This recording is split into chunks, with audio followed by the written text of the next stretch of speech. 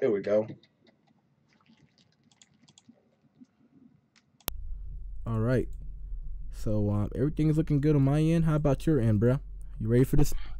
As long as you can hear me, I'm ready. All right, we are live, everybody. Welcome to the Press Start Podcast. This is week number 5, and sorry for delays. A lot of stuff happened.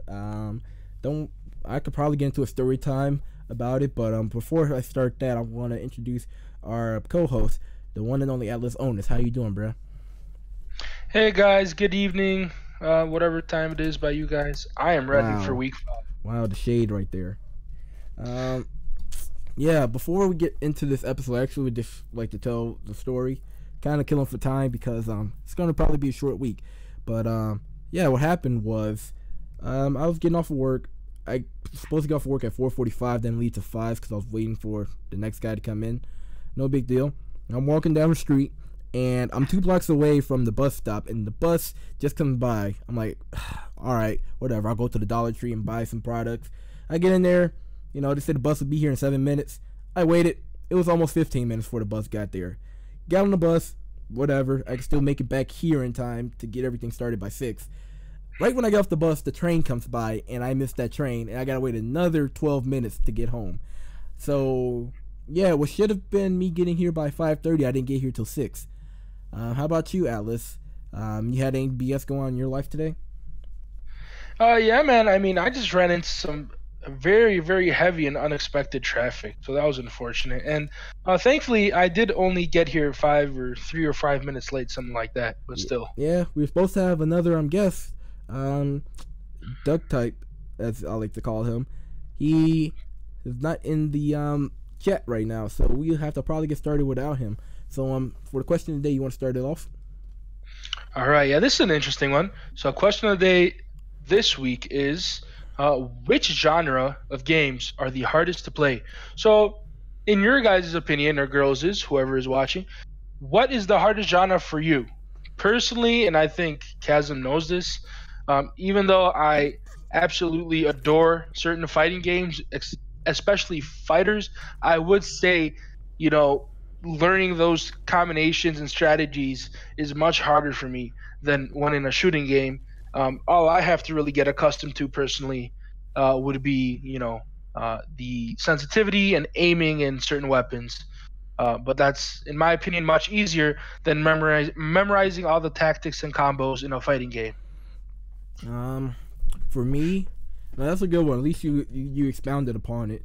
For me personally, I'll have to say this. I've been seeing the reason I ask this question is because throughout the past few months, especially after the video game awards that happened in December, I've seen a lot of fallout between communities, and people were trash talking other communities, saying that their game is too easy, or their game takes no skill, or my game is harder by default inherently, things of that nature. So that's where the question came from. For me, I understand why people in a certain community would think the other ones is wrong. And the analogy I'll give is probably something from My Hero, and it was the Sasuke looking character who was like, if you see a boxer and he started to swing right in front of your face, you'll think, oh hey, that was a cool set of punches. You will not know if he actually did a feint. You won't know if he actually went for an uppercut. You won't know any of that because you don't know the boxing terminology, and the way he's moving, it's not something you're accustomed to. So by default, you'll think, oh hey, so-and-so is using a combo, and they must be button mashing. Or, oh hey, in the shooting game, all you gotta do is shoot and not think. So I get where people initially would get that mindset of. I'll say, personally, I think to start things out, inherently shooting games are easier to pick up on the surface level than a fighting game. And that's if we're looking at just the basics. Like, you need to learn how to shoot in a fighting game. You need to learn how to press buttons you need how to shoot in a FPS. You learn how to press buttons in a fighting game. But I feel like, for me, it was easier to pick up. After I learned how to do combos, it was easier for me to understand terminology in fighting games and understand how to move around in that genre. Shooters, I feel like there's extra layers into it. Like, depending on which map you're playing, which game mode you're playing, and just your team composition altogether can really affect things. Like, if you're playing Overwatch, for example, everyone has a specific role. If you're playing COD and you're playing Search and Destroy, and 3 of your 5 teammates are using sniper rifles, you guys are in a different predicament than a team of all SMG players. So, I say it depends. but I think MOBAs are 100% the hardest games to play because my God, those get really complex, and I get afraid watching people play that. Yeah, I haven't really played too many MOBAs. Just this one pretty popular one, but it's on mobile, so Which you one know. was that? Oh man, I keep forgetting the name, but it's the most popular MOBA on mobile at the moment. Okay, I can't remember. It's been a while since I played it, no, I got you. and I didn't find it too difficult. It might have been because of the platform, but I didn't find it too difficult. I think it is the platform. Like mobile games typically are either very dumbed down or they're made to be a money grab. Like for example, Super Mario Run. That is the most basic way you can play Mario, as opposed to having a controller in your hand and playing Mario. And then you have, Dragon Ball Legends versus Dragon Ball Fighters. Dragon Ball Fighters is much more complex than Dragon Ball Legends because Dragon Ball Legends is more of a, oh hey, I pulled this character, and because of that, I could power them up even higher than the other characters. If you catch my drift. Yeah, I definitely understand. If you want that name, also, I just found it. It's called Vainglory. If you Vanguard. ever heard Oh, of I it. heard about that, but I don't know. I just watched a video recently of League of Legends and how complex that game is. There's over 100 characters you could choose from in League of Legends, different classes, different abilities, different skills in that nature, and you got that from other games too. I just feel like with other genres, you won't ever see that complexity because it'll just turn people off from it. Like if you had a fighting game, like let's say Dragon Ball Fighters had every character imaginable in the game, like Xenoverse would, and every character, you know the issue would be that every character would be too similar in that regard because there's not that many different moves you could give Raspberry or a Pool versus Bardock. You catch my drift. Uh, Yeah, you're definitely right. And just in terms of trying to, make a game more complicated simply by adding the characters, wouldn't make sense. Because the only reason those characters exist in the TV show is to add like background and depth to the storyline, yeah, and they really wouldn't be useful in a gaming sense. So I mean we're seeing that right now with Smash Bros. There's about 70 characters in the roster, but at the same time, like those are from very different genres. Yet they're all together in the same game. You're still seeing people who are right. arguing that, oh, hey, this character has similar moves to that character. Therefore, this character is just a clone, or this character takes little skill to use. And before anyone gets triggered about the whole MOBA, I should say MOBA comparison I gave, that's just going over the characters. I understand it's way more complex and so many layers to it, just like team composition, strategies, etc. And we will talk about League of Legends soon. Trust me. Like just before anyone get out there ranting about I misunderstood what a MOBA is or how it's played, just know I only gave one example. Yeah, that's true. I mean, the mobile game, the mobile MOBA that I mentioned, I think is maybe only 15 characters. So the Yeah, complexity and the amount of strategies that you can have with 100 characters is pretty crazy. like they say, like if you have 5 characters to play with, you could come up with over a dozen combinations of how you want to order them, which characters you select, and how they're used. So that's just 5. Now imagine if you have a roster of fighters, you got so many different character combinations, meme teams, and things like that, all within the whole fighters combination of using 3 characters. Now imagine playing a 5-on-5 game where you actually have a plethora of characters you use. That already makes it unbelievably complicated. And I think it's cool to see people who actually hop into that. And what's up, Michael the Squirtle? Welcome to the stream, dude. Other than that, I think we kind of got the point across that MOBAs are infinitely harder than most games we ever encountered. Yeah, and apparently certain teams are really bad at them. Yeah, I mean it does depend, like on the maps, the objectives, and things like that. The strengths and weaknesses of characters are applied in there. If you're playing against someone in fighters, for example, like a Frieza, he's gonna sit in the corner and spam you with his little ray blast and also throw his destructo disc. If you're playing a character who has no beams or they're not good at approaching, they're gonna have a harder time playing Frieza versus, oh yeah, I used Bardock and I just lunged at him with a punch. You know, that's use that same logic for a MOBA game, for example. So Michael the Squirtle said JRPGs, JRPGs are the you hardest. know what that stands for? No idea. What does a J stand for? I mean, you can elaborate. Japanese role playing games. So basically like Final Fantasies and whatnot. I Oh, I get what you're coming from a single player perspective. They could get complex. I've seen a few of them. I think they're still a little bit more brain dead depending on which game. I don't think I've ever played any.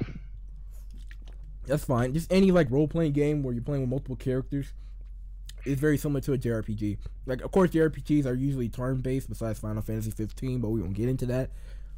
But really, if you play something like Pokemon and you've done like a double battle or triple battle in Pokemon, that's very similar to a JRPG. If I had to be completely honest, like that's a really bad comparison, but that's about as close as you're gonna get. Yeah, I understand what you're saying, but like you just said, when it comes to Pokemon, that's only certain times you see that happen.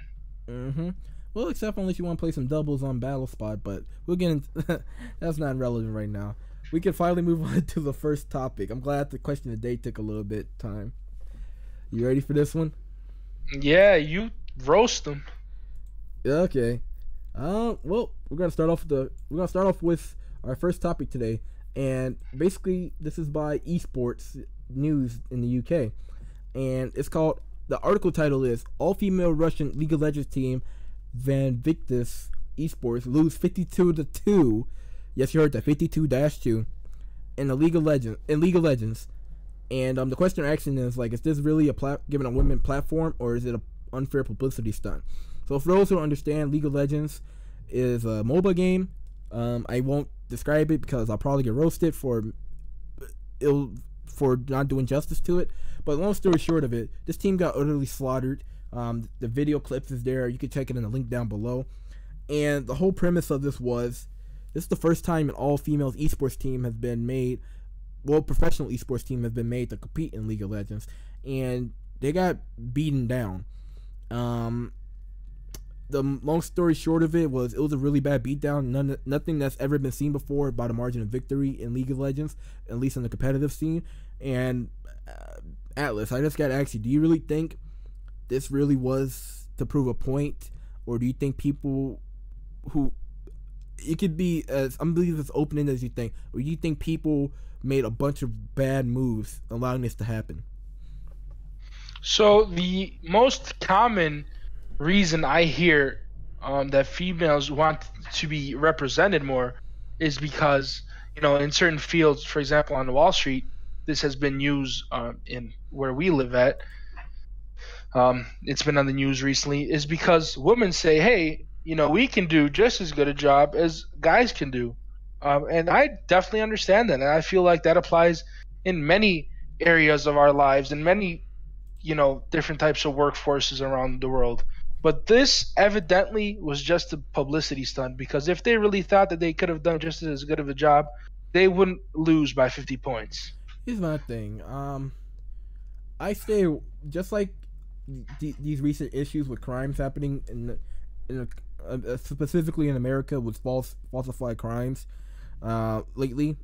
When it comes to stuff, that's not what I was referring to. No, not that. It's just when I hear people make claims and it's based on something that you really can't have a statistical evidence on, like genders in the workforce or genders in XYZ, I stay away from that with a 32-foot pole. Because if you say the wrong thing, people can interpret it as, oh, you're just a bigot, or oh, you're just a white knight, or oh, you're just an apologist.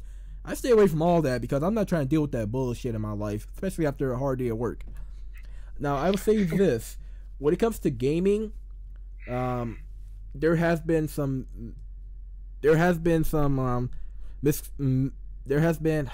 misconceptions. A lot of people believe that girls don't play gaming games, but we did the survey. We showed it in the podcast last season of Microsoft. They said about 40 to 45% of gamers are females, so that's been debunked. A lot of people say that women aren't as good as games. I think that is also false, because games are more skill based instead of being physical. Like, you don't have to be a buff jack dude to play Street Fighter versus being just a smartass who knows everything about the game. That's not how it goes down. I do feel like with this whole League of Legends thing, the way they compared it was these guys were stat padding. Like, they were trying to improve their numbers into the league, and basically into the league standings, versus just finishing the game anytime, because they easily could have. They said it's the equivalent of, let's all play COD. We're a 5-man squad. Everybody on the team has their top kill streak ready, and we're waiting for our 5th and final teammate to get their top kill streak before we just end the game. That's kind of the equivalent of the stat padding they did. So I feel like this is more of a you should have made a better team, not based on gender, not based on race or anything, and just let them compete instead of trying to make a team based on a gender to prove a point. Yeah, exactly. I 100% agree. I understand the point that they were trying to make. Let's represent females as much as possible in as many areas as possible. But if they suck that much, then you really just took away someone else's opportunity to prove I themselves. agree there. I won't say like I'm better than these guys in the game, but I did talk to Nightmare. I told Nightmare if me and him had 2 weeks of training along with other people, we probably would not have lost 52-2. We Exactly. probably would have gave up 52 deaths, but we would at least got 3 kills. I could guarantee you that. Like the way I play, I try to get. I played Vainglory for a good 2 years, so I'd pretty much be accustomed to most of the things in this game. Like I just feel like the way I play the game, I would have, if I was getting my ass beat, I would have camped and I would have just attacked the lowest health enemy until we got that kill, because I don't want to be the poster boy of getting slaughtered. I refuse. Hide in bushes, what's it called? Mine minions, set traps. Like, how hard is it? I don't know, but my thing is, I feel like this is bad because they should never made the point. Like the fact that they made this shows that no one knows the true statistics. I just told y'all like 40% of women play games. The thing is, they are playing the games. They're not going to competitions. If you want to have representation in something, it gotta be in something that's truly being marginalized. If women are playing games that aren't that competitive, or they don't feel like they want to go out to a tournament, I don't feel like we gotta push the agenda of, oh, let's have an all girls team at this tournament. Because I talked to you, Alex. I told you a bunch of girls play Tekken 7, and for one reason or another, they just play the game. You're not gonna see a esports team sponsor a female player just because she's female. They may do it, but they're trying to get an investment. And the FGC is not that big. You're trying to maximize on your opportunities with your players. So I don't know. I think this is a giant train wreck, and I'm glad to see that it did happen this way to show people, hey, let's not push agendas. Let's just get this bread and go home. I 100% agree with you there, but at the same time, the only one positive thing that I can see is, a more emerging female population in terms of competitive play, which would be, which would be like a one good positive effect of this whole situation. Like I guess here's the argument I have. What if women see this and they get deterred by it? Because like I was talking to a Lunchbox, we were talking on social media. We said that when it comes to gaming, you got to be mentally strong. If you crumble because someone said that you're trash at the game, you're gonna play on tilt, and you may just want to put the game away. That's how I feel right now about CS:GO. The thing is about it is, let's say a bunch of girls saw this and they're like, oh cool, girls played games, oh they got slaughtered, and now you're seeing memes post up on Twitter about it. Some of them may say, you know what, maybe I shouldn't play this game if we're getting utterly bullied in it. I just say, well, I'm not an expert in psychology, but it's pretty clear that it's already lacking. The female population is already lacking. That's the thing. So it can only really go up from here statistically. That's the thing. We don't know exactly. It's not like we're identifying everybody by their gamer tags or something. When it comes to the competitive game, like the survey Microsoft did about gamers, they didn't go into depth about what specific game are they playing. Are the females all playing Call of Duty, or are they all playing some Candy Crush? Or the way I argue with it is, if you love a game and you want to be competitive, you'll go out there and make the effort. Like, hell, I love Dragon Ball FighterZ so much, and we're going to EVO in August. I'm like, okay, let me go to a few tournaments just so I can play against some tough people. I feel the same way about other games. Pokemon, I love VGC, so I've always been keeping up the meta personally. And this is throughout all the stuff I've been through. I've been bullied, I've been made fun of, I've been called nerd, like just anything you could think of that is considered harassment about a teenage boy playing Pokemon. I've been through it. People told me I'll never get a girlfriend, when they're kind of right about that. But I've powered through all of that, and I still did what I love. If you feel like, oh, I need to be motivated through agenda being pushed politically to play a game, I feel like you're not playing the game for the right reasons, though. That's my sentiments. Yeah, you're right about that. And hey, man, don't let these guys get you down, man. I ain't worried about that. It's just, come on, man. It's just, that's how I feel. Like, I don't feel like your gender matters when it comes to the games. Like, I already advocated for some people. I told I have one friend. You played her before in Fighter. She's incredible. She even played the tournaments before, and we actually had one of the best sets at our local at our school's tournament for fighters. Um, if she wants to go out there and compete in tournaments, I'll tell her, hey, go for it. I'm not gonna tell her to not play because, oh hey, like 3 or 4 girls play Dragon Ball Fighters at tournaments. I would never tell her something like that because I don't look I'm at her sure. gender. I just say, hey, you good? Go kick some ass. I'm sure. I haven't played her in a while, but I'm sure she would still beat my Oh, ass. she will.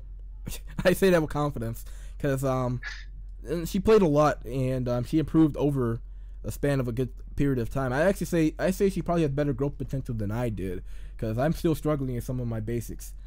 But I mean, we can. Speaking of just competitive, we can move on to the next topic involving Fortnite instead of genders. You want to take over for this one? Yeah. Oh, I didn't know you were gonna do that one first. That's Yeah. the sec. Once. Oh yeah, that's right. You just passed me on that one. You want me to lead on into it then, because I know more about it. Yeah. Go ahead. All right. So sorry for talking so much, everybody. This is a very heated hour for me. This is by TechCrunch, and the article goes by Fortnite goes big on esports for 2019 with a $100 million prize pool. And for those who don't understand, Fortnite is going to be starting something called the World Cup. You know what a World Cup is. You probably all seen soccer.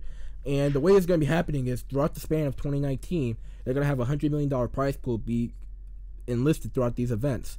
So, for example, there's going to be a World Cup happening July 26th to the 28th in New York City. That's going to be offering $30 million to the players there. And 100 of the top 50 solo players will be getting a good cut of that. And the top 50 duos teams will also be getting a good cut of the pie. And this is to promote both their esports and also just promote esports in overall because this is actually the biggest prize pool we ever seen. It beats League of Legends record previously of a prize pool for the esports scene. So Atlas, I just gotta ask you this question really. When it comes to everything that's involving around Fortnite, both the good and bad, what are your sentiments about this entire World Cup that's going to be coming up? Because a lot of people are saying Fortnite is dying out or Fortnite isn't their cup of tea anymore. It's a smart move for sure, and $100 million, a whole lot of money. Mm-hmm. I mean, you're definitely gonna, attract the same crowd that's been coming to the game and all that, and that won't all these new battle royales will not deter people from playing Fortnite. But if you have a preference, you have a preference, Oh, as do I. I have a preference. Right. I mean, we disagree on that front, but still, this is a good move on their end. Oh, actually, side question. Out of all, I don't think you played that many battle royales, but out of all the battle royales you have played and the ones that you've probably seen gameplay of, what would be your order of which ones you enjoy the most? Well, you know which ones I've played, so Yeah. I'd simply, because you know which one is my favorite, I'd have to put Apex first and Fortnite second. Oh, for me, I played quite a few. I really only played about 4 of them out of the trillions of them out there nowadays. Um, for my listing, I'll go down all the way up. I think for me, I played PUBG once or twice. That's gonna be fourth. For me, third is Blackout 4. I definitely think that is the polar opposite of Fortnite in terms of a battle royale Fortnite format. If you don't like the building aspect of Fortnite, or you think building is too OD or it's not your style of gameplay, then Blackout is 100% for you. Apex is second, and I like the team dynamic of Apex, but I don't like that if one guy breaks off from the team, you guys are in a much deeper situation, and I'm not really vibing with. If I gotta be honest, I enjoy it, but I'm not vibing with the whole every character has a unique ability. I think it's cool, but I much rather outskill somebody than to out ability them. And so that's why I gotta go Fortnite number one, because I really do like the building dynamic. I think building has changed just the way that you approach a fast-paced shooter like Fortnite is. Now the mobility stuff has been BS lately, but if you told me, hey, we're dropping into Tilted Towers, you best believe it's gonna get hectic, and you either gonna run away and be a little bitch, or you're gonna build your ass off and drop 30 and tilt it. Yeah, exactly. And to your sentiments about the game, it really is the same reasons that people, prefer not to put that on their number one spot. I personally would rather focus on my aiming and strategize around enemy squads instead of sitting there and building a Taj Mahal. I mean, that comes down to your training at the end of the day. I feel like because I've seen a lot of people. I played in Fortnite games where, oh, we sat and we hid for the entire game and we all won, but we have a combined 3 kills for the squad. I've seen those games, and a win's a win. Like, you just third party the last people who are around. And then I also seen games where myself and Brown One, we had a combined 14, 15 kills as a duo, which is really good for us. And we still talk about that game to this day because that was a rush. I understand for some people they may not be all about that, but Fortnite is really very strategic in many ways. Like I said earlier with the question of the day, if you're going to sit there and you're going to shoot somebody and they're a mountain above you, they have the clear advantage. You got to build if you want to have a better shot in the fight. If you're just going to shoot, you're going to lose. And that could be easily said for Apex. If you're going to fight somebody a mountain above you, you got to do something to actually counteract it besides just working on your aim. All right, and I would rather be the person that strategizes and not put myself in that position. I mean, Because that applies to both games instead of sitting there and building. I mean, that's the thing. Like, positioning matters so much in either game. You can argue for it both games. Like, for example, I play Wraith and Apex. With Wraith, you could create a dimensional portal, or you could use a temporary invincibility by running away with her abilities. That takes strategy for sure. Like, let's say you're playing Fortnite as well, and let's say you have a Rift to go. Same ability pretty much as Wraith. What you could do is you could either Rift to go immediately and use that to get to a mountain, or you can Rift to go when you're in a heap of smoke and you use that to get away from the enemies.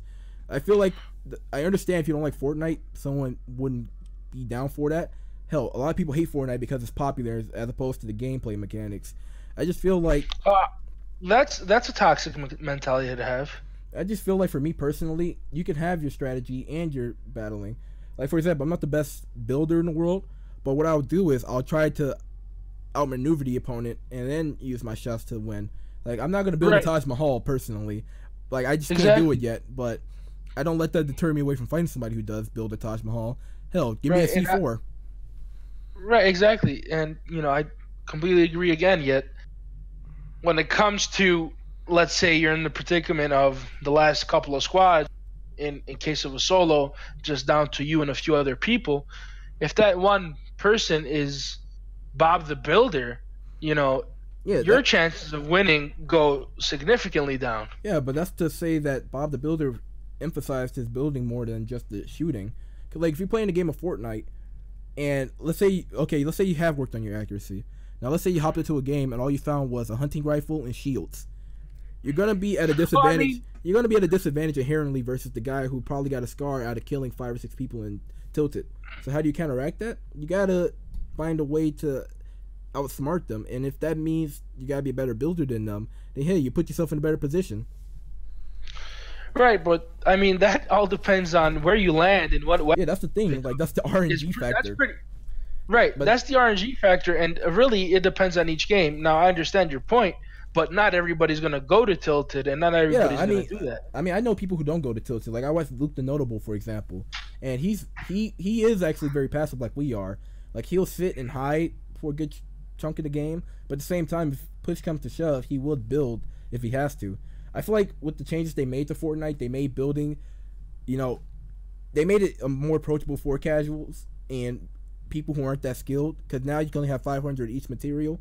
Not only that, they found ways to, stop people from camping and found ways to make it easier to destroy builds. But at the same time, if you're focused so much on your shooting, that means, hey, just take a week into the creative mode or take a week of playing solo, practice your building in a fight, and bam, now you got good building to go with your good accuracy. Yeah, that's true. That's just how I personally feel. Like, obviously, I know building isn't everyone's cup of tea. That's why I said Blackout would probably be the best option for people that way. But if your argument is I don't want to work on building because I don't know how to build, that means you're essentially saying I don't want to play basketball because I didn't learn how to shoot properly. Well, for the same reason that people say that is what deters them from building in the first place, because you're going to have all these people that do everything but building. You know, all they do is focus on building. I mean, if that's the case, if someone's focused on building, they're really hurting themselves. There's a double-edged sword to it. Like if you're Daquan, he's a streamer, DSM Daquan, and he has build battles. He'll waste by at least 300 materials. And let's say he does that, and the guy he's fighting forces him to retreat. Daquan, in this new meta of having only 500 per material, he may now only have like 100 brick, and that'll all be to his name. You know, Daquan, who is a great builder, may now be at a disadvantage because of how much he builds. So yeah, that I feel like if you're just building all the time, you're not guaranteed a W. I'll just say that. Yeah. But at the same time, That's true. But at the same time, if you're only focused on your shooting, you're not helping yourself out too much. That's the same thing can be said for Apex. If all you don't shoot, if all you know how to do is just push and shoot, what happens if the storm is coming in behind you, or you guys are being third party? How are you gonna use your abilities? Well, then that's why people play those other games, because in Fortnite sometimes you will be forced to build, and if that's not your type of game, then they're not going to do that. They're going to go for the Black Ops 4 and the Apex. And personally, that's me, not just because I'm not a big fan of the whole building idea, but I'm just deterred from doing it even with these changes. Yeah, I'm deterred from doing it because of all the shit that I see and the PC games that we've been playing. Well, that's crazy. We only played a few of those when I streamed. And what's up, Lantern? But that's the thing. I say, like, if it's not your cup of tea, like we talked about before the stream, it's not your cup of tea. I completely understand. If your idea is, I would never get good at building, then you're already stopping yourself from getting better. The way I give people quotes is, you see those top players right there? At one point, they were a beginner at something. Like, for example, Sonic Fox and Goichi, some of the best Dragon Ball FighterZ players in the world. One point when day one when that game came out, they were just in the same boat as you and me. As in, they had to learn the mechanics, had to learn how to do X, Y, and Z things. The thing is, they spend more time focusing on X, Y, Z things instead of just X. So that's what happens. If you go a week of training in just one thing, you're gonna be good at one thing. Now, if you spend a week of training in multiple things, you may be average at multiple things, but hey, that average you have may actually play to your advantage, just how being a pro at shooting can help you out in lasering people in the game. But like I said, to each their own when it comes to which games they enjoy. I just feel that if you're not utilizing all your tools in your toolbox, you can't say your toolbox needs to be returned then. Alright. Evan is saying that I didn't tell him 6 p.m. What? And it's right here. So I don't know.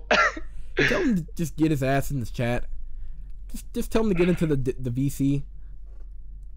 I texted him like right before we were about to start, and I told him like, hey, you meet us in the voice chat, and he said I'm in the game.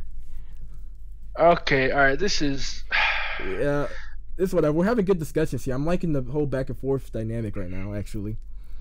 Yeah, I am too. I just I enjoy that third opinion that we have, that third perspective, because you never know what someone else is gonna say. That's very true. But we both play similar games.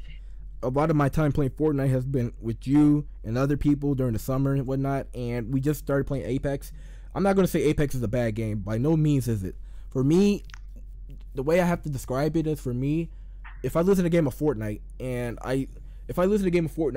I will say I get mad easier from that because I feel like I could have done something to change it. The way Apex is and how it's structured, I don't feel as mad if I lose. So I think that's why I'm saying like I don't enjoy it too much, because it's not giving me that emotional rush that I may get from another game. Like if I get my ass kicked in Street Fighter, I'm not going to feel bad at losing there as I would for Fighters, because with Fighters, I know I could do way better than I am right now. Yeah, so Evan, our question of the day today is, which genre of games are hardest to play? So you want to give your opinion, which is hardest for you? Which is hardest for me? There's a lot of games I just don't get into, right? Where it's like games like League of Legends or Dota 2, like I just can't get into those. So MOBAs. Yeah, MOBAs basically. I didn't know the genre, but yeah, that's what it's called. It's hard for me to get into those. I just don't find them fun personally. That is an interesting way to look at it. Yeah, I Yeah, mean, I think Chasm shares your sentiment there too. I didn't if say it's I hard to didn't. get into, then it's going to be hard to play, right? Because That, it's like I don't actually want to learn to get better at a game that I don't want to play in the first place, right? exactly. But here's my thing. I don't hate League of Legends. I actually want to get into it. But in terms of competitive genres or anything of that nature, I think just I'd rather play FPS, yeah. inherently, League of Legends is more brain work, and it takes more than just, oh, I learned how to do this one style, so I'm just gonna stick to it. Because that game forces you to switch it up. Um, Yeah. we actually were just having a good debate about that earlier when it comes to mobile. So we all agree MOBAs are the hardest. I mean, yeah, but I personally find them interesting just because I've played one before. Now, I don't know how different it is from a mobile MOBA with 10 to 15 characters versus League of Legends with 100 characters. Here's my thing. I agree That's there. interesting. Mobile would be fun, actually. That's my one reserve, is that a mobile MOBA would actually be fun. Or if you There, count something there like is one. Clash of Clans or something like that's fun, but like I don't play it, but it's still like Yeah, but those are catered towards spending more money on the game because we know Clash, after a while, they're going to take like 3 or 4 days to build something unless you want to spend 100 gems.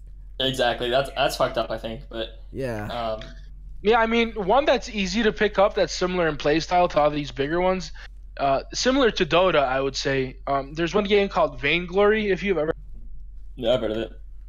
Yeah, so that's pretty easy to pick up, pretty Yeah. fun. I I like Counter Strike these days now, and it's really hard to get into because it's like Aaron had this experience where people are just mean to new players. Here's my thing. When it comes to that, I'll just share my opinions on it. Yeah, I talked to Atlas about it because he thought my sentiments on CS:GO was a bit ignorant, but I told him that because he said that I'm going to run to people who may say the N word or be racist and things in other games. My sentiment is I've 100% come to the reality that every community is going to be toxic. It's been a trend I've been seeing. CS:GO people, they're going to be toxic to you in game and may get you kicked. Siege, seen the same thing with voice chat. Pokemon, if there's an announcement and they're not a big fan of it, they're all going to rage on Twitter. Nintendo games, the Smash Bros, same thing. Jump Force, just list any community, you're going to find toxicity there. Hell, even NetherRealm games, Injustice and Mortal Kombat, there's toxicity going on right now. My sentiments with CS:GO is since the since the dynamic of competitive is based on the whole communication factor. If you have somebody, I'm not saying this because it happened to me, but if you have one dude who's a complete prick and he's being mean to other people or he's just shit talking everybody, I'd rather have him muted and risk losing than to condone what he's doing, whether it's to me or to another fellow teammate, because that's a shitty way to be. Because they know we all gotta talk to each other to win. exactly. No, you're right about that. It's like it affects you if somebody's being a jerk to you. Like you can't help but like get mad at them. It's like Yeah, we're trying to play a game and this guy's just being a jerk. that's the thing. Like we were talking about earlier was about like how video games are pretty mental. If you're not, if someone is trying to make you play on tilt, they cannot expect you to drop 30 in a video game if they're purposely the ones who are pushing you over the edge. And Right. so that's what we talked about earlier with the League of Legends thing about how. Did you read that article actually? No, I didn't have a chance to. I was a little busy earlier. Do you but, know a little bit about League of Legends? I've never played it, but Okay, I had some well, friends who have gotten pretty addicted We'll get you to caught it, up. so- We'll get you caught up. We can skip over your opinion on Fortnite. I know you don't play that, but with League of Legends, all female team, the first one for League of Legends history, played competitively and they lost Oh, 52 that one. to 2. Okay. Yeah. Okay. That. How do you feel about that? That's just one example, right? Where like most teams now are like all male teams, right? So Yeah. Here's my thing. they made an effort to have an all-female team and did really bad, but I think in the future we could start to see it change a little bit. The way I see it Video is, games are mental based, right? So it's like yeah, it's going to be different than like you wouldn't play WNBA versus NBA. yeah. Like we because already know it's- who's gonna win that. Like no diff. right. But here's my thing But about it. like, but this is mental stuff, as you were saying before. So it's like I think it is fair to have guys and girls like match against each other. Yeah. Like I mean, here's my thing though. If you're trying to push the narrative of having girls play, I think if anything, have the best female players. Like try to have them incorporated on these top teams to show that they're great. Like if, for example, we got 100 Thieves and we got Optic Gaming for a bunch of games. They're top teams. You know, if a girl was to make it onto their squad and they got to play occasionally and they show that, hey, I could roll with the best of them, I feel like that's a better narrative to push than all females on a team and it utterly getting dominated while the other team is stat padding.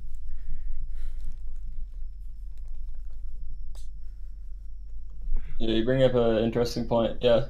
Like, yeah. I mean, like I said before, I don't want to be redundant, but you know, it's better to have someone that could have proved themselves versus this female squad because they just completely sucked. You know, you could have had, as you guys said, you know, actually good females or someone else that could have made better with this opportunity instead of them. So this was a really bad move on whoever did this. That's my sentiments about it. Like, esports, while it is growing and it is very, very popular and lucrative, it's still at the end of the day about numbers. Whether you guys like that or not, if we're trying to attract people to watch esports, I think more people would rather watch a team of good players, you know, kick ass and have a good dynamic story to the competitive scene than to see teams of, oh, hey, you know, inclusion, and these inclusion teams, quote unquote, are getting dominated. Like, imagine a team of all homosexual players played the game and they lost, but there's a team out there, you know, in France, for example, they missed out because they're not a team of all homosexuals, but they're just as good to compete in the World League. I think we can all agree we'd rather watch that French team kick some ass than watch another team lose because it's 2019 and we gotta include everybody. Not to say like right. I'm like phobic of anything. If someone is homosexual and they're great at a game, get them a controller or a keyboard and mouse, let them kick some ass. You know. Yeah, it shouldn't be about that. I would say is that you gotta have your leagues that are like, in terms of raw numbers, really good. But I think it's good to like show other groups, like show, I don't know, like gay gamer groups and female gamer groups, like minorities. I mean, if you got just so that you start to include more people into esports because it is growing and you have to figure out more ways to grow it. I agree there. Now, 100%. if an all female team or an all gay team or I don't know whatever other types of teams, if they're not like winning, well then they're not going to win the championships, right? But I think it's good to still showcase them, like, right? Yeah. I mean, here's my thing. I agree with you completely. If there was a team of all female gamers and they were good, I say give them the spotlight.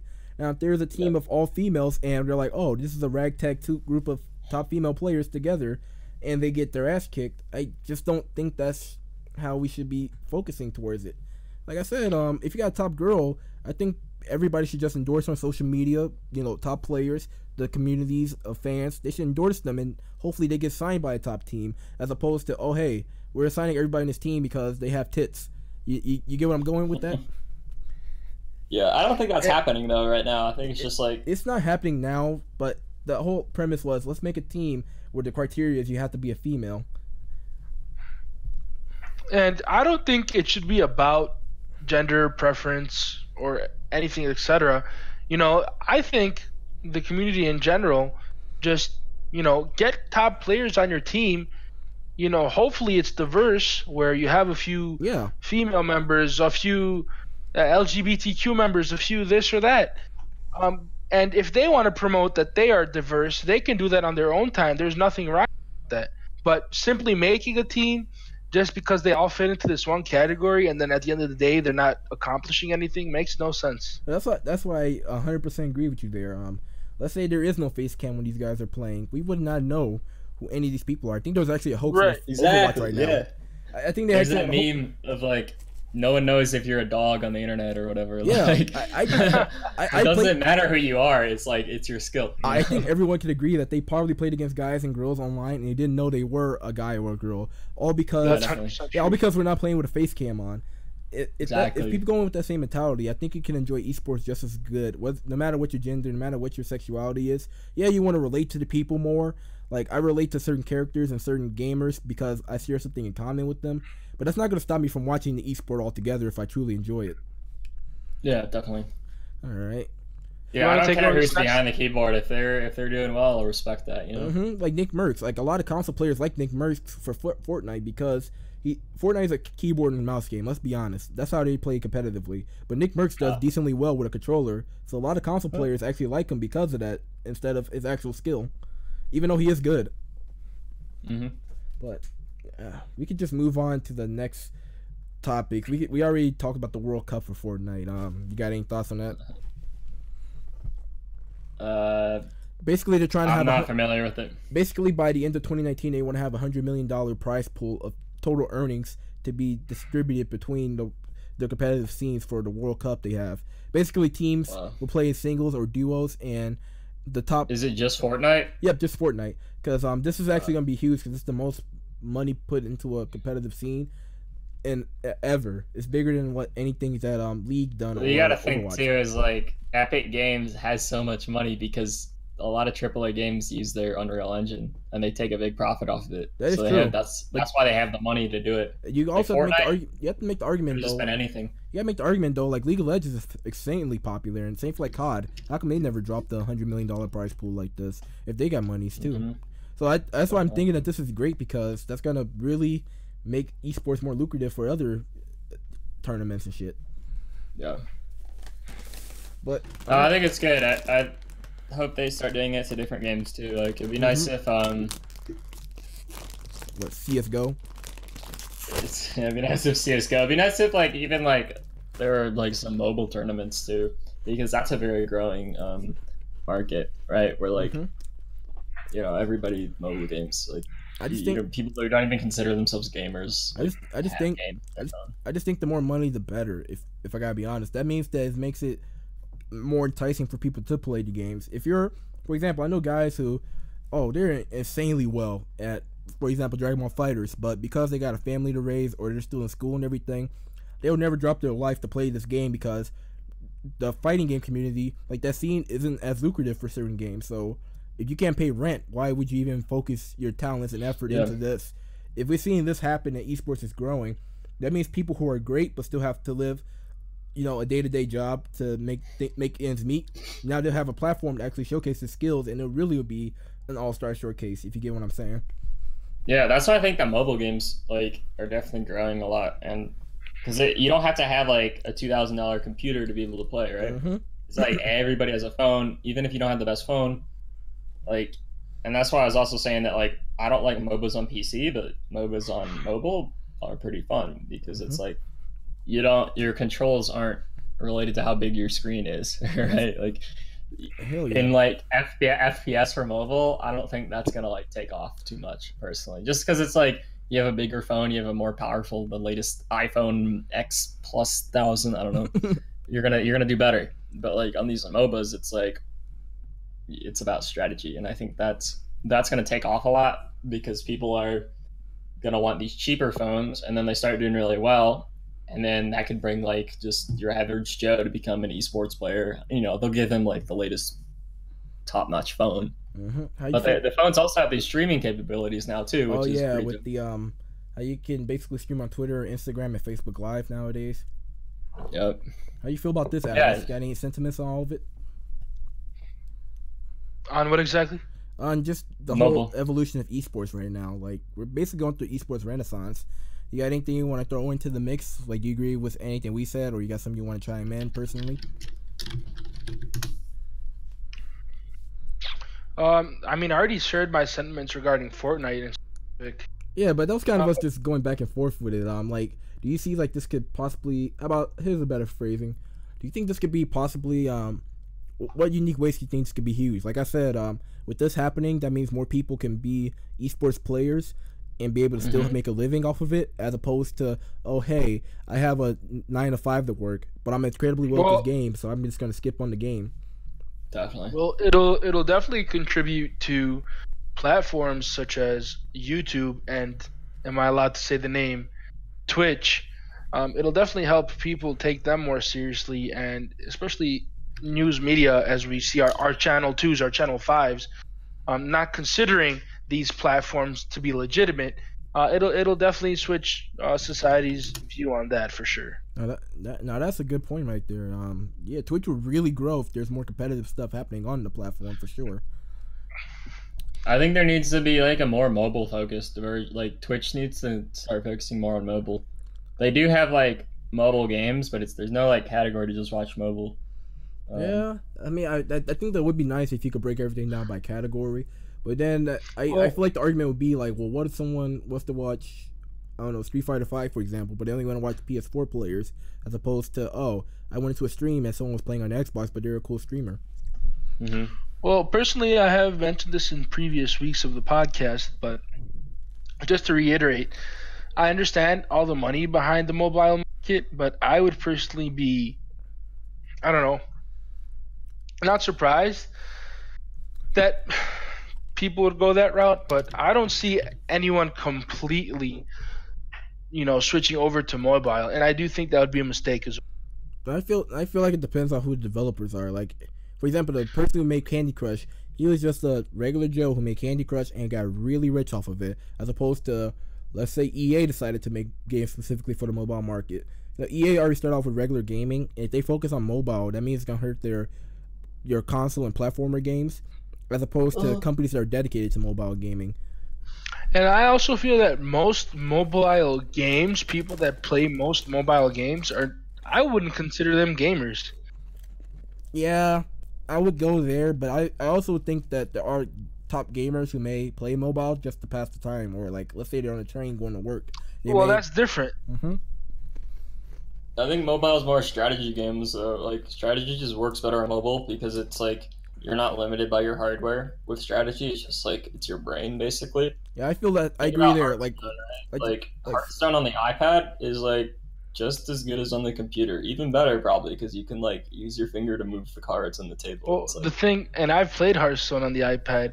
The thing with that is there wouldn't be such a thing if it didn't start out on the. Here's my thing about this whole I know what y'all going with this, and I know what y'all alluding to. I personally feel that it's okay. I mean, it makes sense. It's Blizzard, but that's interesting. Okay. I was gonna say, like, I understand where y'all coming from with these sentiments, but when I look at the top mobile games, like outside of Candy Crush, of course, the top mobile games out there in terms of active player counts and whatnot are games that are very competitive. You got Clash Royale, Clash of Clans, just anything to word Clash in it is the top thing. Pokemon Go, for example, like a lot of top Pokemon players, for the competitive scene, and even just Joes who like to play 6-on-6 battles online, they're still playing Go. Also, Go has competitions in there to taking out gyms, raid battling, PvP. It's like there's still a lot of people. It's very growing. Yep. Yeah, there's a lot of people still into the mobile games, and I think mobile does have potential to be huge. Like, we're already seeing more esport oriented games there. I understand where you're coming from, Atlas, about how you hope that mobile doesn't take off and overlaps the esports scene for platformers. But I argue in the moment right now, I'm fine with whatever taking over, as long as it means more money comes to esports. And after that, hell, man, I would love to see Dragon Ball FighterZ be a top game, but I kind of know that won't happen. Probably not. I'd love to see them kind of like mobile kind of catching up with computer esports, and I think it will. I mean, Alex, you were saying that it is more capable you because wouldn't consider them gamers, and I would agree though. Like, there's a lot of people who would never consider themselves gamers, and they like have games on their phones and they like play during their lunch break at work or school or whatever. Yeah, I would never consider those people gamers, but like the fact that they're putting more money into it than the average gamer may, then it's like, damn, they at least got the money and the means to do it. Then there's some people. Exactly. Yeah. I mean, they have the money to do it, but they also like they're putting in a lot of time too. Like. Yeah, they are putting. There's also Now, I think that's a barrier of entry right there. It's the amount of time you put into something. If you play a game once a week for like 2 hours, that's different than someone who plays the game every day for 3 hours. And mobile too. It's always in your pocket. You just take it out on the bus anywhere, and like you could even like people play games in school. It's like they should focus on class, but everybody plays games in school. So I agree. You know what I mean? Like. That's Also, I think there's new technologies, just like kind of basic ones, where it's like stream your phone to your PC or something, right? Where it's like, now you all, and I think that's great. I think more games in the future will have that technology, where it's just like, one tap little button and it'll stream it to your PC or stream it to your TV or something, and then it's basically now you have a console game, right? Like, your phone's your controller, and that's a new way of. That's just a new way of playing. Phones as controllers, phones as little versions of a big screen. I would rather see the continuation of what's been going on recently on some consoles. I would rather see more integration and more cross-platform play than development in the mobile market, and that's my personal opinion. I agree there. We could transition into that article, even though it's probably last on the list. We could move it up to number 3. But I agree there. Here's my thing: if developers cater to just casuals, that's the one thing I despise the most. And the reason I despise it the most is because it allows developers to make the excuse of, oh, hey, this game's never meant to be competitive, so we could leave broken bugs and broken mechanics in there as opposed to that's a thing that people are gonna have to learn. But I think the market's gonna decide that. Yeah. Like developers who make like shitty games, Jump Force, are just gonna get kicked out of the market. Like, people are going to start paying attention and being like, we need to make competitive really good on mobile because that's where it's going. We're already seeing that with EA right now, even though I didn't want to mention that. I was just going to say. I knew you were going there. I mean, we see that the thing about mobile market and the loot box system on consoles is that people who are very casual but have money are the ones who are ruining it for the majority. Or the people who are super tryhard and they refuse to lose are willing to pay $100 for a skin in Fortnite versus building up to it, playing it naturally. So I feel like if we cater to the casuals, more money to the developers' pockets, but it's hurting the actual ecosystem of the game. I was just going to say, well, EA still exists, so I just want 1 week where we don't talk about EA. Just 1 week. Jesus Christ. That's why I didn't bring up anything about EA this entire pot with articles. Can you please tell him what picture you put on the podcast for his image? Oh yeah, I put a stick of RAM. I know that's an inside joke. Oh yeah? Yeah, a stick of RAM for your picture. That's an inside joke, bro. You remember I used to call you all the time in high school? And for anyone wondering, yes, me and Duck Type we were teammates in high school for sports, believe it or not. All right, so I can title this last article if you want. Well, there's 2 left, but we probably had to cut one of these out. Well, TLDR for one article is Reggie Fils-Aimé of Nintendo of America, COO of the company, is retiring. He said in the video he posted on Twitter that he loved the job, he loved the community and everything, and he's retiring because he wants to spend more time with his family. It's not like he's pulling off a GameStop CEO or anything, leaving for personal reasons. Yeah, a lot of people reacted to this, and a lot of people agreed that it was sad to see Reggie go. Your guys' opinion, do you think people should just leave on their own terms or leave after they've done something incredible? I think you gotta leave, and your legacy is gonna stay there. Like, he did a great job, and right. I'd rather see one of those two instead of leaving because you sucked. Yeah, I mean it's funny because the person taking over is Bowser. That's his last name. The guy taking over. Like, the guy who's taking over, his name is Bowser. Yeah, his last name is Bowser. People posting memes about that on Twitter, and they even have in the back of his office. He has Mario and Luigi tied up by a controller. So people pointed that out for this Bowser character. So now there's jokes about we'll never get another Mario game again because Bowser owns Nintendo. But I don't know. I really do feel, and I wish the best for Reggie. I know he done a lot of great things for Nintendo. I just feel that his departure is bittersweet. Someone like him who worked hard to build the Nintendo platform up and all the good stuff with it definitely deserves to have his send-off this way. Now, if it was GameStop, for example, with the CEO leaving for personal reasons after a few months, that is a big yikes. Okay, yeah, the GameStop stuff's a little fucked, but this is just, I mean, wish him the best, honestly. Like, yeah, same here. All right, and now we can move on. Speaking of Nintendo news, we can move on to the Xbox. And the rumor is that with Xbox, their Xbox Live Service is going to be on the Nintendo Switch. Not only that, they may bring over exclusives from the Xbox Game Pass to be streamed onto the Switch. Wait, what? Yeah. No, this is what I'm talking about mobile gaming. You're streaming your platform to the TV, and this is just what Switch is. Like, that's exactly honestly, it kind of is, because the Switch is just as powerful as an iPad Pro 2 or something. Yeah, and you see, like, I know in a few years the iPhones will be just as powerful, so you could already run like good 3D games on them. So, what about you guys' sentiments? Do you think it's a good move by Microsoft to kind of stream games in their own competitor, or do you think that this is either a good upside or this is a really bad idea for the future of gaming? Either one of y'all can start it off. Go ahead. All right, I don't know how I feel about it. Like, I've seen Xbox Game Pass ads all around, like YouTube and just like on TV also.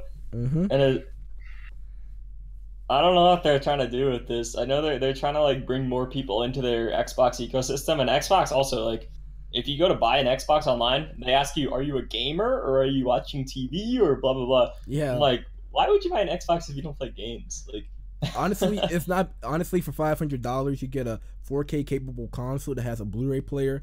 That's a little bit more enticing to spend $150, $200 for just a Blu-ray player. So yeah, exactly. Yeah, you just like buy the Blu-ray player or buy like, you have a smart TV. Everybody just streams now. A lot of people don't even buy discs. So yep, or they pirate it. Arg. But yeah, but we'll see how this happens. Getting Xbox on Switch just seems like Microsoft trying to take over Nintendo. what about you, Atlas? You liking the move by Microsoft, or you think they're trying to pull off a Soldier Boy? I don't know. We've talked about this when it first came out. I don't know how to feel either. I would say at the beginning I thought it was a bad move because I didn't understand the whole concept. But now that you're giving like, what's the point of an exclusive, right? That's the thing. I agree there. I've seen people who make the argument they only buy consoles based on their exclusives, or they only look at consoles success based on the exclusives. I think I understand that's a mentality because of how capitalism and how markets work. But what Microsoft is doing is they're trying to be as Jesus Christ. They're trying to be as inclusive as they possibly can be, and at the same time, I just feel like their whole premise is they wanna branch out to multiple platforms. They started off with first the Game Pass and how you have Xbox Play Anywhere to PC. Now with the whole project, their recent their codename consoles coming out potentially next year. They're actually going to be one that's going to be a streaming device as a no disk drive or anything, and it's going to be a 1080p box based on the specs, and it's going to be streaming games because Xbox will talk about the whole cloud service. And then you got the other console which is dedicated towards the hardcores who want true 4K 60 FPS gaming for about $500. That's the rumors that's coming out.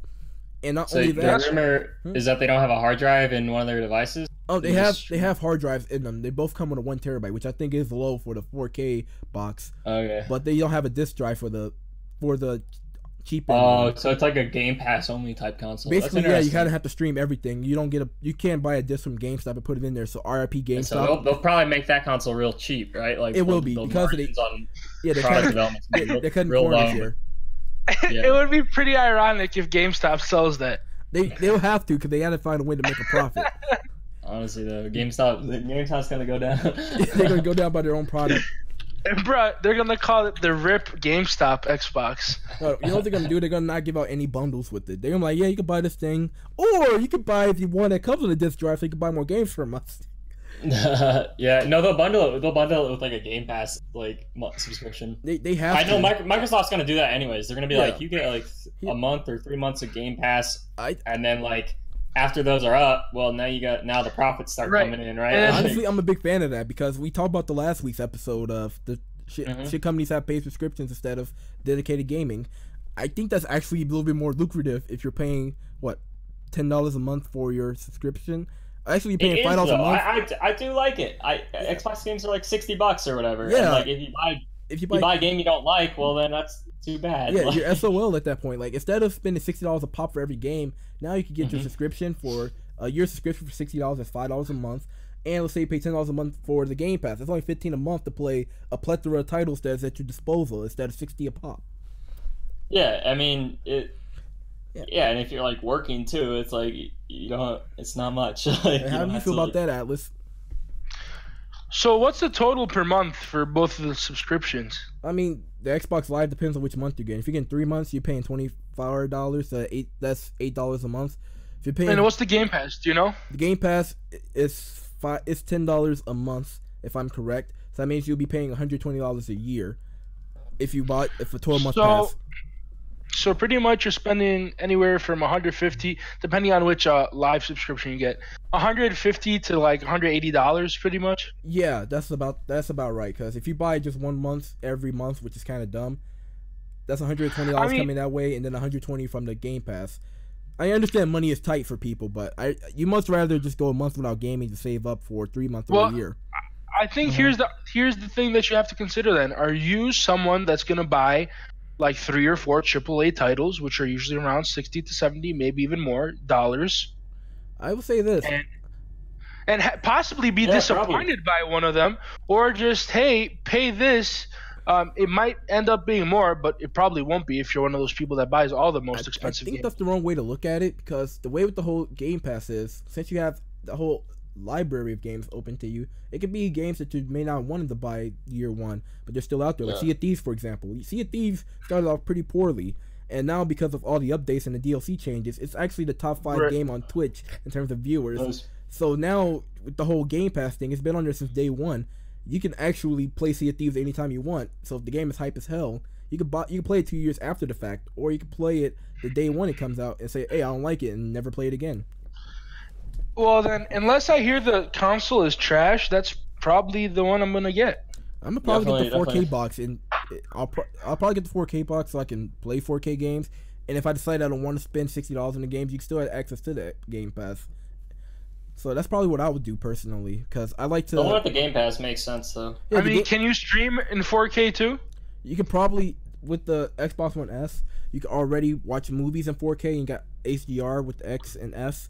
In terms of streaming with 4K, by that time those consoles come out, I should probably be able to stream in 4K if I'm not already doing it on my PC. Never mind, I'm not going to do it on the PC, because the PC, that's a lot of horsepower you got to deal with. Yeah, Well, I think it's a good idea.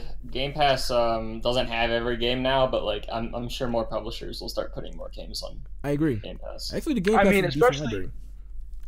Right, especially now that E3 is coming up. Yeah, People are gonna want to add more. Oh yeah, the community is gonna demand it, so they're gonna start putting their games on Game that's Pass. exactly what they did last year, which I think was phenomenal. That's why I said they won E3 last year, while people have disagreed.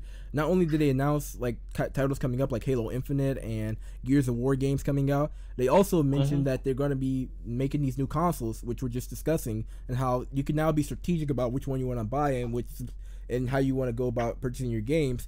So now you got more options than ever, and not only that, they announced that they bought certain studios to develop games in the future for this next gen. So That's good. now they're like really setting the board up for success. They are, yeah. I'm gonna have to talk to my accountant, run the numbers. I agree. Now with them being on the Switch, I think that is a yikes. But seeing that they're trying to make hardware where the controller from your phone could be used as a controller, or you can play certain games on your phone from the Xbox. Oh, they're doing library. that? Yeah, they've been talking they're about that for a while. So That's awesome, dude. they're trying to hit every market. I even think they're trying to get to the Apple side of things with the iPads and things like that too. So they're trying to be as inclusive as possible. And if they're sticking to their word, I think it's a good move. If they're trying to half-ass it, then this is the worst thing I could ever imagine for a company. Yeah, I do like a physical controller though, but everybody's kind of learning how to use touchscreen anyways. Like babies know how to use touchscreens. So. Yeah, which is actually kind of scary. And I've also seen like cases that you can hook up to your iPhone and connect it via Bluetooth, so it's kind of like a controller. I've So seen who that too. knows? Yeah, who knows? They might just go that route, and Microsoft can offer something, or Apple can offer something, depending on who's They may greedier. even do a collaboration, which I will die if that happens. Hell will freeze over if Microsoft and Apple did a collaboration. I don't know, man. I don't It know. can It happen. looks like- It can happen with the gaming market. Phil Spencer been doing a lot of crazy shit. That'd be cool. I'd like it. It'd be good if more because you get more games. Like then you don't have to like say, oh, you don't have a PS4, you don't have an Xbox. Like Yeah, everybody can just play the same game. I agree. And if they start collabing, that means they don't have these dumbass restrictions of like, oh, sorry, you're not allowed to play multiplayer against these people. Sony Fortnite. Yeah, like it's so stupid. It's like, come on, like there's no reason. I The know. only- That's what I've been they have a arguing. line of code in there that says if fucking like PS4s don't play. Yeah.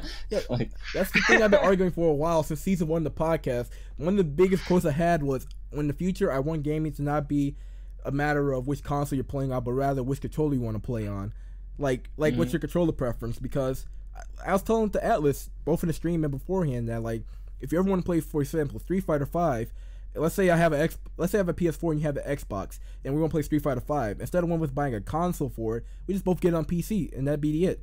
Now with this whole like inclusion you're doing, maybe now with the PS4 and Xbox, you can play the same games together. Or, oh, hey, I don't have a console, but I have a tablet. We can all play Minecraft together because I got this tablet here and you got your Xbox, which is already happening, but I digress. And I think Minecraft has already jumped the gun on that. They've been doing that cross-platform play for quite some time now. Yeah, that's because Microsoft owns Minecraft, so now they were able to license the Minecraft and cross-compatibility between devices. But so apparently the Minecraft like version for Android and iPhone is the same code that's used to run on Windows 10 and Xbox. Mm-hmm. So I mean, they have like slightly different things, but Microsoft is moving in the right direction. Hell yeah, and I'm happy to see that. You know, Microsoft and Epic Games, they really are the pioneers for this whole cross-platform like renaissance is about to happen. And you know, that's exciting for us gamers because now we have so many options on how we want to game. If you want to just stick to one platform, that doesn't necessarily mean you have to miss out on playing a new Halo or new God of War game because now you can play it on anything. Plus, it's like you make your game in like some like popular game engine like Unity or Unreal, and then you can just compile it for mobile or Xbox or PC, like, and all you have to do is you don't have to do anything. Everybody can just play with each other. Like, right. I mean, maybe you have like a lobby for mobile only because players are worse, right? But it's like just I will be 100% fine with that. Choose. I'll be 100% fine with that if they have it restricted to certain platforms until you play with another person of a different platform, like Fortnite is doing right now. I'll be 100% fine with that. Yeah, with Fortnite, if you're playing Fortnite mobile, you go and play against mobile people unless you queue up the game with a friend who has PC or an Xbox. Like those, you can't play with the Xbox crowd until you queue up with someone in it, because that means you're giving the okay to, oh hey, I'm fine with playing people of a different platform who may dick me. Yeah. So how you feeling about that, Atlas? You getting hyped about the future? I've always been excited for Microsoft. Mm-hmm. It is no secret that you're biased for Microsoft, but hey man, Xbox for the win. Here's my thing. I agree. I grew up on many different platforms, and I always tell people, hey, play your platform. I don't care which one it is. If you're gonna shit talk one platform, just know there's someone better than you on the other platform. But you know, Duck Type, since you are a developer, and by the way, this is the first podcast we actually have a developer on here with us. How do you have any insight about the whole compatibility of devices? Because you just mentioned it kind of with Minecraft and their code. Yeah, so what Minecraft did was Minecraft was coded in Java at first, which like wouldn't work on iOS. Microsoft bought Mojang and they're just like, we're gonna remake it. And yeah, so there's nothing you have to do like on a network. Like there's nothing you have to do to prevent cross-platform because all the packets on the network are basically the same. It's like you have a packet that says this person moved here, this person said this in chat, blah blah blah. It's all the same. The only reason that like PS4 and Xbox can't play against each other is because the legal agreements that say don't allow them. And I think I think that's ridiculous. And can I get some F's in the chat, please? All right, I'll drop an F in the chat. Yeah, from like a software perspective, it's harder to make the platforms not play against each other because it's literally like it's more code. Well, not much more code, but just more saying that like, hey, if just only have a lobby for Xbox, only have a lobby for PS4. Don't allow another player. So what you're saying on record for all the viewers out there who's watching the podcast, whether in real time or after the fact, is that all this could have been prevented all this time if whether for petty legal agreements. Yes.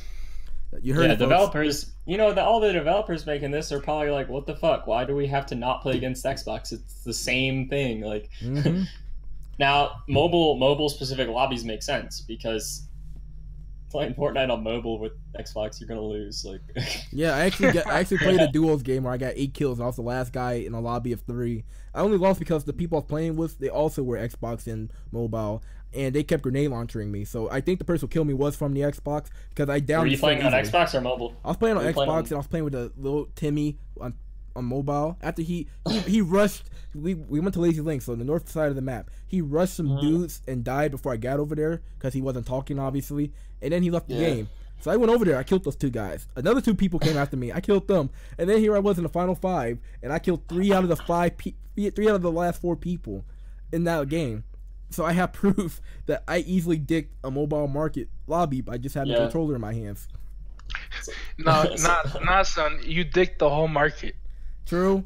So that's for like a MOBA, I think that like it doesn't like for most games like Hearthstone, it's like you should be able to play the same game on an iPhone with somebody on I PC. agree there. It's like The only there's issue literally no advantage. Here's my thing. The only issue I see with the whole like mobile versus platforms is if there's a game like there's a turn, like you have a timer for turns. Like let's say it takes you have 2 minutes to make a move, and let's say you have a shitty connection, you can in theory be forced to forfeit because your game just didn't connect to the servers. But I think that would really be a very like 1 in a million situation because none of this shit would be perfect. Yeah, I think people too, like developers are like, okay, this player always has a shitty connection. Match him up with shitty. That's how I feel about fighters. Like fighters has a bad netcode, and if you're playing on Wi-Fi, you're not making it any better. So my argument would be like, if someone was to DC from the game, and we don't know if it's a race quit, like them purposely quitting or their connection was bad, I argue that the first race quit of that day should be a 24-hour ban. And then after that, I mean like a 1 hour ban, and after that maybe kick up to 3 hours, then up to 24 hours to a perma ban. Just to Counter-Strike does that. Yeah, that's what I feel like they should. That should be the incorporation. That way, if someone did have a bad connection, they're not completely punished. It'll actually entice them to get an actual wire connection or get better Wi-Fi.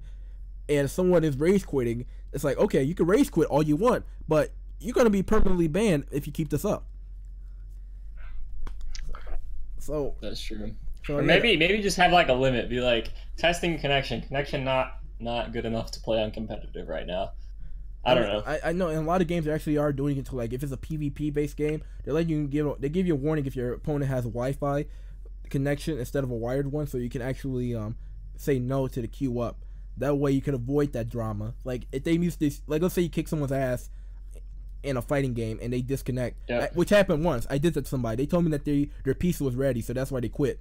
What if you would have told me, "Oh, my bad, the game forced me out"?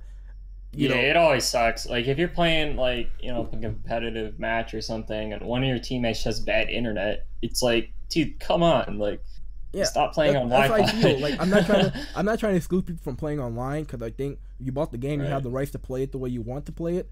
I feel like if you have bad connection, you're only hurting yourself and the people you're playing with or against. I think if you're able to hurt the people, like you're able to grief people just because of your bad connection, like that's like lag switching. Alex could agree there. You lag switch? Get the fuck out of here. No, the reason he's saying that is because the Wi-Fi situation in my house is really weird. The modem router, we have a 2-in-1. It's upstairs, and I'm downstairs. And as much as I'd like to have a wired connection, it's not really feasible. Yeah. So when I'm playing on my console downstairs, especially during bad weather, that happens to me a lot. Now I have that I've been playing on PC. I'm upstairs. I'm literally 10 feet away from my modem router, so I can play CS:GO, Rainbow Six Siege, Rocket League, no problem. And that's why. But unfortunately, that's why I have to disagree. Because in some cases, there's not a lot people can do with their Wi-Fi situation, either because of economic stances, or in my case, this is really specific, but still, you can't just do anything because of how the building is wired. Now, with that, I do agree with you coming from there. That's why I said that they should start it off with the whole, you disconnect one time, like it's probably a harmless DC. All right, you just can't play the game for an hour. You could go to training mode for that hour and wait. My argument would be, like, if you know that you have bad connection, why are you even risking it at that point? I understand you may want to play the game online, or you may want to play friends, because you may not know that many people IRL who has the game. But I feel like at that point you're not helping anyone, because you could. Let's say you do play a game and you're about to win and your shitty connection disconnected you. That's another instance of, my connection screwed everyone over because it could affect you. Listen, man. Don't make me hook up my HDMI port to my laptop. Hey, man, I already told you I got fighters on PC. I'm ready to play anybody. Like, my room is about 40, 50 feet away from my router. My router. So what I did was I actually took these 50-foot long Ethernet cables I bought off Amazon. Shout out to Amazon. And what I did was I actually have them draped above like the door seals in my house. Like they're going above that, and they're reaching all the way to my router in another room. That's what I did to make sure I have wire connection. Now I understand I've seen people drill holes in their ceiling and crap for that. I understand you don't want to do that. That's a little extreme. But I had to do a little bit of construction in my room to get Ethernet. Yeah, I understand everyone cannot live right next to their $3,000 router and have Google Fiber, but I mean, all you need is low ping though. That's all you need. That's why you gotta get wired. now that's why I 'Cause argue it's like if that's the case, invest your money into a PC that or a good laptop. That way you can just sit right there next to your router, plug up your Ethernet cable, and bam, you're good. I understand. You can have like 10 megabits down. That is true. If your ping's fast, then you'll be playing online fast. Like it's not your speed. It's your speed, but it's like it's your ping that really matters. You know, like just, you want to have low ping. That's why I'm excited for the future of gaming, because now you don't have to be restricted to just your PC. Maybe you could walk around with your tablet, or maybe you could walk around with your Switch and sit right there in front of your router, and you could play games that way. Like the opportunities are now becoming more open in many ways, and I'm excited to see what we got in store for us in the future. Y'all got any more sentiments? Just running a speed test right now. Oh God! You know what? I'll do the same thing right now since I'm streaming right now too. So it's gonna be interesting to see the speed test. All right. You can do a speed test on Google if you just type in speed test. Yeah, I'm doing that right now. I use Yeah, I use Ookla as well because I got AT&T. All right. So my ping is 18 milliseconds.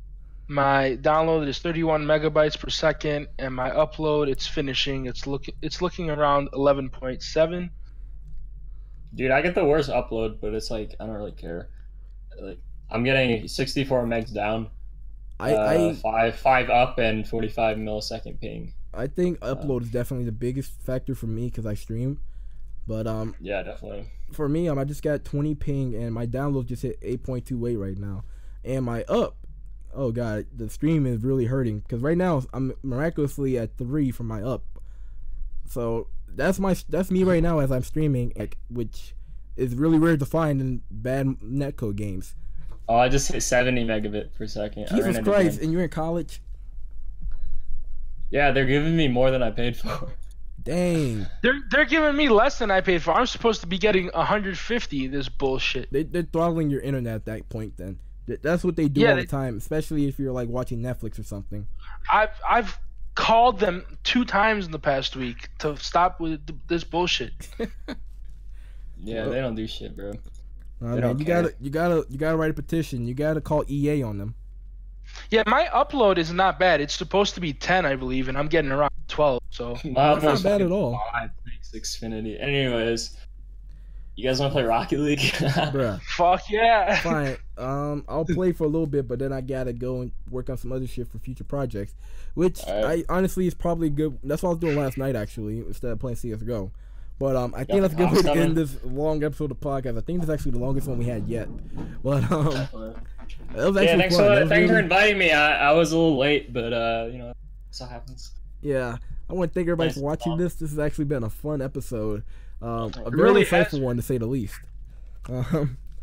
If you guys are new here, which is miraculous, be sure to check out the links down below. We have a lot of interesting stuff, and we're keeping the podcast every week as long as we can. Other than that, you guys got anything you want to say? You got any plugs you want to plug in? Yeah, definitely. I want to apologize to Elon Musk and Justin Rollane for not being on this week's episode, but we got you guys next week for sure. Man, he's gonna be smoking weed on the episode. What you talking about? What about you, Duck Type? You just call me Evan now. True. I decided to just go by my first name, and I like that better. So all right, Evan. That's all I have to say. So you don't want to plug in your? In the chat. You want to tell everybody about your whole gaming venture right now? Talk about it later. All right. Well, that's in the next podcast. Well, that's a wrap from us, guys. We'll catch you all later. Gates full of open, and we gotta go close them and stop talking about EA every week. So bye.